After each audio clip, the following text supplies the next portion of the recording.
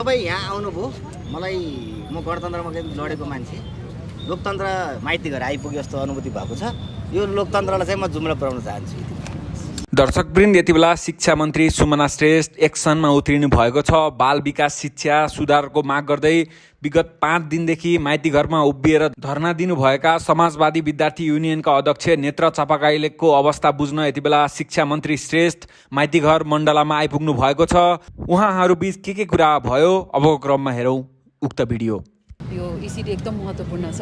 यो तपाईँले जुन स्ट्यान्स लिनुभएको छ त्यसले मलाई पनि बल पुगेको छ सबैजनालाई बुझाउनलाई इसिडी महत्त्वपूर्ण छ भनेर।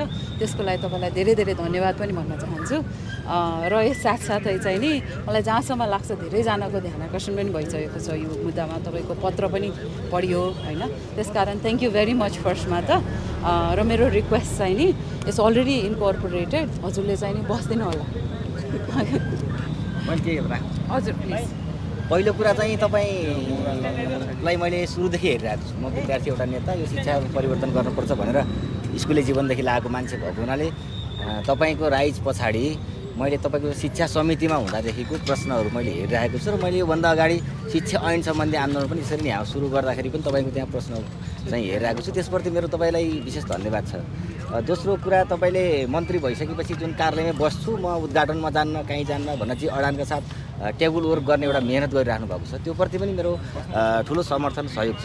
तेस्रो कुरा, यो विश्वविद्यालयको विषयमा हामी राजनीतिक भागवण्डाको अन्त्यको विषय जुन लामो समय उठाइरहेका थियौँ, त्यसमा मलाई सूचना प्राप्त भएअनुसार चाहिँ दुईवटा ठुल्ठुला नेताहरूले तपाईँलाई दबाब सिर्जना गरेर पनि तपाईँले अडानले जुन रजिस्ट्रार रेक्टर नियुक्त गर्ने एउटा पोलिसी चेन्ज गर्नुभयो, तपाईँले त्यसमा चेन्ज गर्न खोजेको हुटुटीप्रति पनि मेरो समर्थन सहयोग छ। र तपाईँ अन्तर्राष्ट्रिय स्तरमा पढेर पनि यहाँ केही गर्छु भन्ने आएको हाम्रो यहाँको हुटुटी र तपाईँको हुटुटी बिचमा एकता छ। त्यस कारणले यो आन्दोलनमा यो आन्दोलन मेरो मात्रै होइन, यो आन्दोलन तपाईँको पनि हो। यो आन्दोलन हिजो जनयुद्ध गरेर जनवादी शिक्षा ल्याउँछु भन्ने प्रचण्डजीको पनि यो आन्दोलन हो।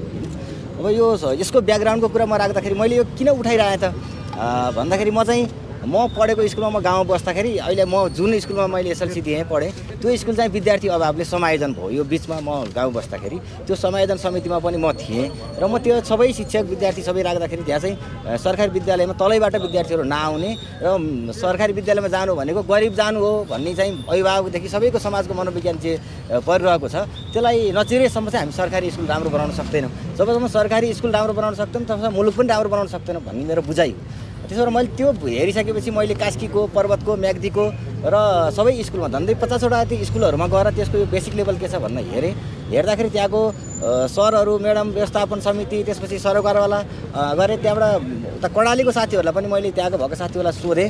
कर्णालीको अवस्था त के त खाजा पैसाले एउटा निजी शिक्षक पाल्न पर्छ, त्यस कारणले खाजा पैसा हामी विद्यार्थीलाई खुवाउन सक्दैनौँ।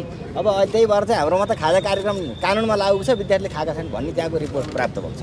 मधेसतिरको साथीहरूको के छ भने खेलाउन सकि छैन त तपाईँहरूको स्थितिमा सरकारी स्कुलमा भन्न बुझ्दाखेरि त्यहाँ त हाम्रो त चकटी लिएर पठाउने हो, अनि चकटी नि लिएर बेलुका चकटी र विद्यार्थी लिन जाने हो त्यहाँको अवस्था भन्ने सार्वजनिक विद्यालयको साथीहरूको त्यहाँ कुरा छ। त्यसपछि मैले यहाँ आएर सबै सरकारहरूलाई, तपाईँहरूको पार्टीको नेताहरूसँगलाई, हाम्रो जस्तो मसँग चाहिँ पुरानो पूर्व शिक्षा मन्त्री पनि राम्रै चिन्जान छ, उहाँहरूसँग पनि सबैसँग कुरा गर्दाखेरि यो एकदम महत्त्वपूर्ण कुरा हो। तर यहाँ राज्यले कहिले बुझ्दैन, मन्त्रीले बुझ्दा पनि भन्ने स्थिति निर्माण भइसके पछाडि मैले सबै साथीहरूलाई भन्न, यो सडक जाम गर्ने उ गर्ने आन्दोलन नगरौँ, बरु चाहिँ नैतिक दबाब सिर्जना गर्ने आन्दोलन गरौँ। किन हामी त समृद्धिको युगमा प्रवेश गर्दैछौँ, कसैलाई अल्झाएर, कसैलाई बेरोजगार बनाएर वा सडक जाम गरेर देशलाई क्षति बनाउने आन्दोलन गर्न हुन्न भन्ने पश्चात यो आन्दोलनको तरिका हामीले अपनाएका हौँ। मेरो कुरा के हो भने अब यो नीतिगत रूपमा त्रुटि देख्छु म चाहिँ होइन, मैले भन्दा तपाईँले धेरै जान्नुभएको छ, तपाईँले गर्ने प्रयत्न पनि गर्नुभएको छ। नीतिगत रूपमा के त्रुटि छ भने जस्तो मेरो छोरो अहिले चाहिँ 1 कक्षामा भयो, मैले चाहिँ 3 तह 4 तह मैले त्यहाँ तल पढाएँ निजी विद्यालय। अब सरकारी विद्यालयमा मैले प्ले ग्रुप हाल्छु, मैले एलकेजी हाल्छु, मैले युकेजी हाल्छु, नर्सरी हाल्छु भन्यो भने सरकारी विद्यालयमा त्यो व्यवस्थै छैन, सरकारले त्यसको ओनरसिपै लिँदैन होइन। कि चाहिँ निजी विद्यालयलाई मान्यता पनि फेरि त्यही सरकारको स्थानीय तहले दिइरहेको छ।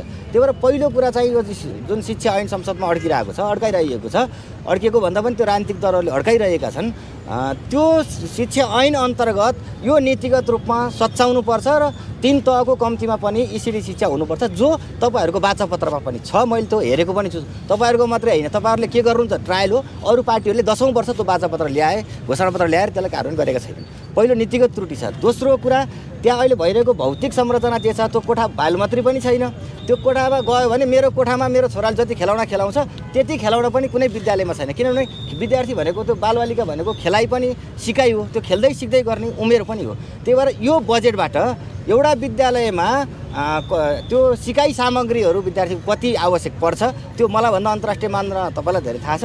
त्यो कति सिकाइ पर्छ त्यसको आज आवश्यक बजेट अर्थ मन्त्रालयले विनियोजित ECD शिक्षा सम्बन्धी अर्थमन्त्रीले बजेट विनियोजित गरिदिन पर्यो। त्यो उहाँसँगको कन्सर्नको कुरा हुन्छ जस्तो लाग्छ। दोस्रो कुरा, तेस्रो कुरा त्यहाँको जस्तो शिक्षकको मनोविज्ञान खराब भयो भने विद्यार्थीलाई कसरी पढाउन सक्छ? त्यो चाहिँ शिक्षकहरूलाई योग्य अयोग्यताको कुरा राज्य संयन्त्र चलाउने अहिलेसम्मको राज्य प्रणालीको कुरा पनि हो। सधैँ शिक्षकलाई झोले बनायो अनि त्यहाँबाट चाहिँ पढाउने बेला असक्षम बनाउने भनेर राजनीतिक दलले भन्न पाउँदैनन्, किनभने तिनै राजनीतिक पार्टीहरूले बनाएको। र अहिलेसम्म 8,000 तलबले चाहिँ ECDका शिक्षकहरूलाई तलब दिइराखेको छ।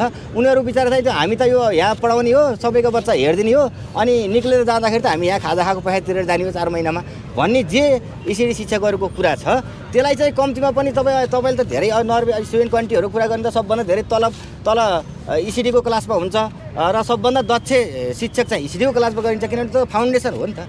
अनि त्यहाँ त्यो शिक्षकहरूको तलब चाहिँ कम्तीमा पनि यो बजेटमा बढाउने कुराको ग्यारेन्टी नभएसम्म म चाहिँ बस्दिनँ होइन। तपाईँको आग्रहप्रति मेरो सम्मान छ, बढाउने कुराको प्रति म बस्दिनँ होइन। चौथो कुरा खाजा खर्च छ। अब खाजा खर्च कुरा मैले कर्णालीको कुरा अघि नै पनि भने।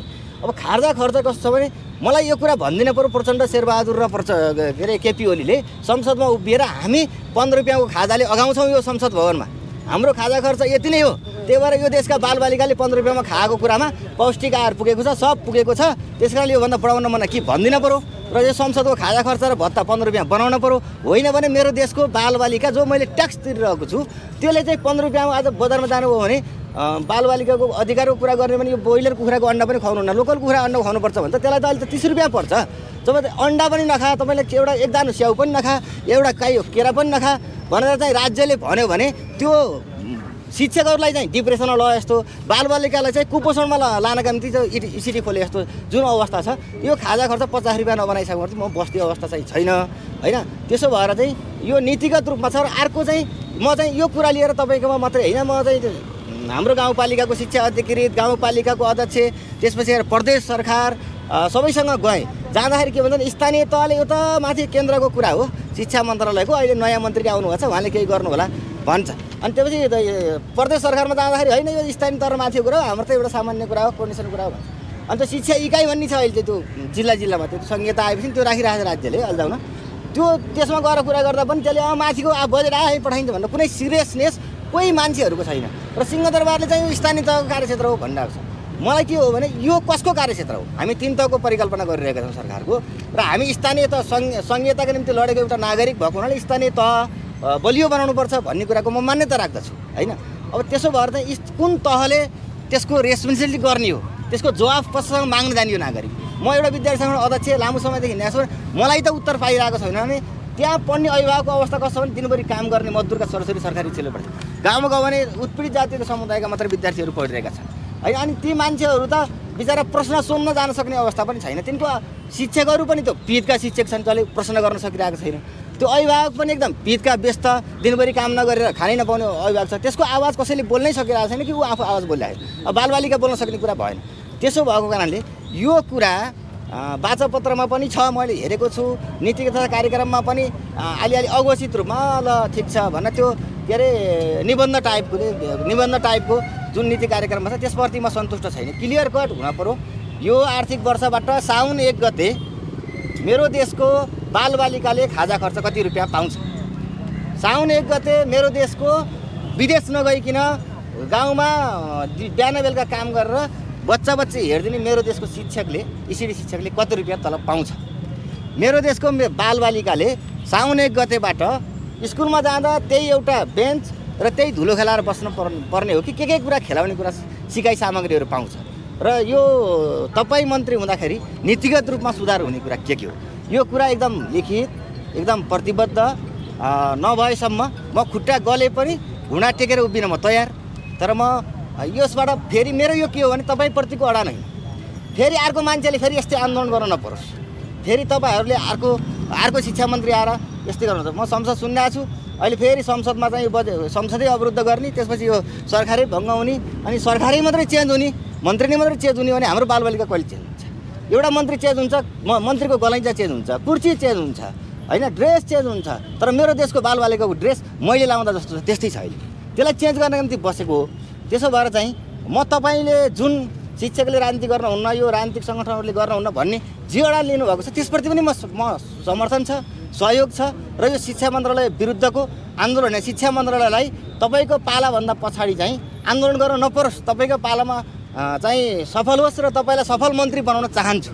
त्यस कारणले चाहिँ मैले आन्दोलन गरेको हो। र तपाईँले स्पष्ट भनिदिनु पऱ्यो कि मलाई लाग्छ तपाईँको क्षेत्राधिकार, तपाईँको मेहनतलाई पनि अर्थ मन्त्रालयबाट बजेट विनियोजन नगर्दा तपाईँले सक्नुहुन्न। त्यो कुरा म बुझ्दछु।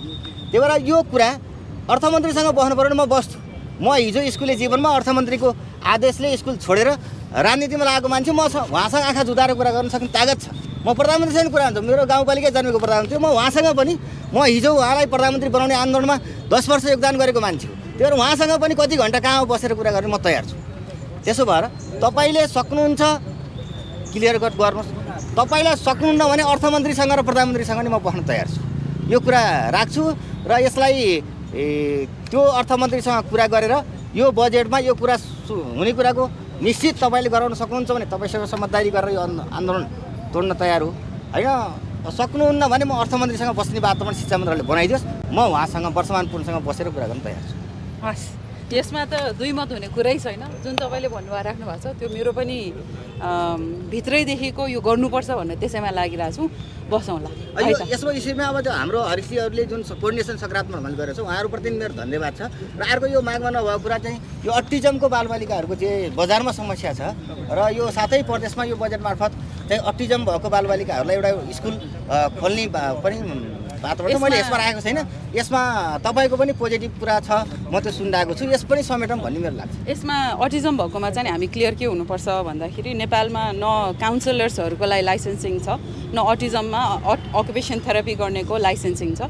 यो कुराको लागि एक्चुअली टियुको रेक्टर सर जो इक्विभ्यालेन्सीकोमा छ, जबसम्म लाइसेन्सिङ प्रोभिजन आउँदैन तपाईँले स्कुलमा त खोलेर कसले काम गर्छ त? त्यहाँ लाइसेन्सिङ भएन नि त। डक्टरहरूको लागि नेपाल मेडिकल काउन्सिल छ। मेन समस्या यहाँ छ, पहिला यो सल्टाउनु पऱ्यो। त्यसपछि यो स्याडो टिचर इत्यादिको लागि बेसिक आवर्स अफ ट्रेनिङ दिएर त्यो सिटिभिटीसँग पनि कुरा गरिरहेको छौँ। त्यो विभिन्न क्रमको छलफलमा हामी छौँ। रेक्टर सरसँग पनि डक्टर्सहरू विज्ञहरू राखिसकेका छौँ। यसलाई एउटा इक्विभ्यालेन्स दिने, रेकग्नाइज गर्ने र स्वास्थ्य मन्त्रीसँग पनि म बसिसकेँ यही विषयमा। एउटा लाइसेन्सिङ प्रोभिजन चाहिँ हुनु पऱ्यो for therapist, mental health counsellors र यो not just autism, Down syndrome छ, धेरैवटा छ नि होइन जुन रेकग्नाइज गरेको। फर्स्ट स्टेप चाहिँ नि यो हुनुपर्छ। त्यो गरिसकेपछि बल्ल जतिसुकै भौतिक पूर्वाधार बनाए पनि त्यहाँ गएर पढाउने टिचर चाहिँ को त उता लाइसेन्स हुनु पऱ्यो नि। यसमा चाहिँ नि मैले एकदम सिरियसली यसमा लागिसकेको छु। तपाईँ यहाँ आउनुभयो, मलाई म गणतन्त्रमा लडेको मान्छे, लोकतन्त्र माइती घर आइपुग्यो जस्तो अनुभूति भएको छ। यो लोकतन्त्रलाई चाहिँ म जुम्ला पुऱ्याउन चाहन्छु। हस्, नमस्ते।